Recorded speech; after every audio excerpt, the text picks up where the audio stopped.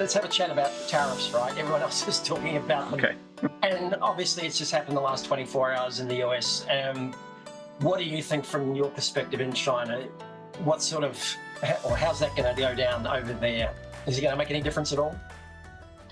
I don't think it's really going to make that much difference to China. I mean, the only issue they have is usually foreign brands that are selling in America, like Volvo, but they tend to have kind of a reciprocal agreement where, they're building cars in America, so they lay it off. I'm not sure if they're going to get the same luxury this time or not. Depends whether Donald Trump woke up on his left side or his right side this morning. I guess we'll see.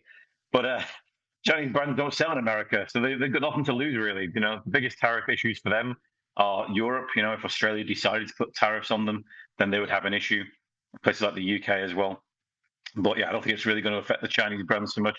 It'll just delay them getting ever closer to the US. At some point, someone's going to say, look, we want to get some more affordable cars here.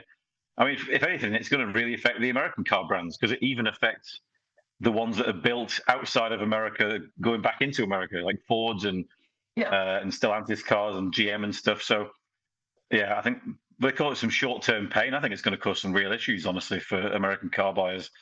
And their cars are not affordable at all. We're going to find out really quickly how many components are sourced from China in American cars, aren't we? If they're going to pull apart every component and price it by every single component, put a tariff on those that are external or imported, we're going to find out very quickly how many parts are actually imported from China and how much they can make themselves. But yeah, I just contrast that with some news I saw last week, and the Chinese authorities had a EV100 forum where they brought everybody together, all the players. Some edicts came out of that. I'll put up on screen. But yeah, it was all about cooperation, consolidation, and actually trying to make the industry more streamlined, having a plan for the industry in China, involving all the suppliers, all the brands, consolidating some of the state-owned brands that we talked about last time when necessary to get more efficiencies. They know things are going to be tough, and they know probably the industry is too big. But talk about a situation or an environment of cooperation and collectiveness, I guess, rather than one where we're trying to stand alone and do everything by ourselves. The contrast couldn't be greater just at this time, right? So, yeah, I mean, the Chinese generally talk about cooperation a lot. I think behind all of that, of course, there is the desire to get more of their technology out, and they have a lot of charger companies here and stuff, so they're building chargers over there in Australia and over in Europe. So I think if you're looking to maximize your own industry, you will talk about cooperation. And I think because China owns so much of the supply chain for EV parts and batteries and stuff, you kind of have to cooperate with China if you really want to at some point.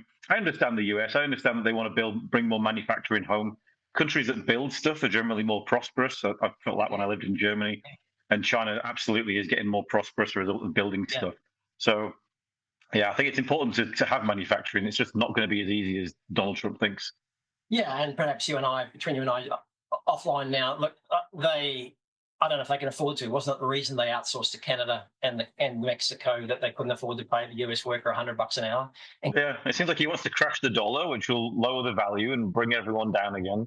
And they can start from zero. But that's a big thing to do. That's going to cause some genuine pain for a lot of people. It's going to put foreclosures on their homes and stuff, because it's essentially crashing the entire industry at one time, not just the car industry, but the whole of industry in general and banking, just to try and get a reset. And I just don't know if it's possible, because Europe would have to do entirely the same thing. Australia, countries that have got developed industries would have to do the same thing.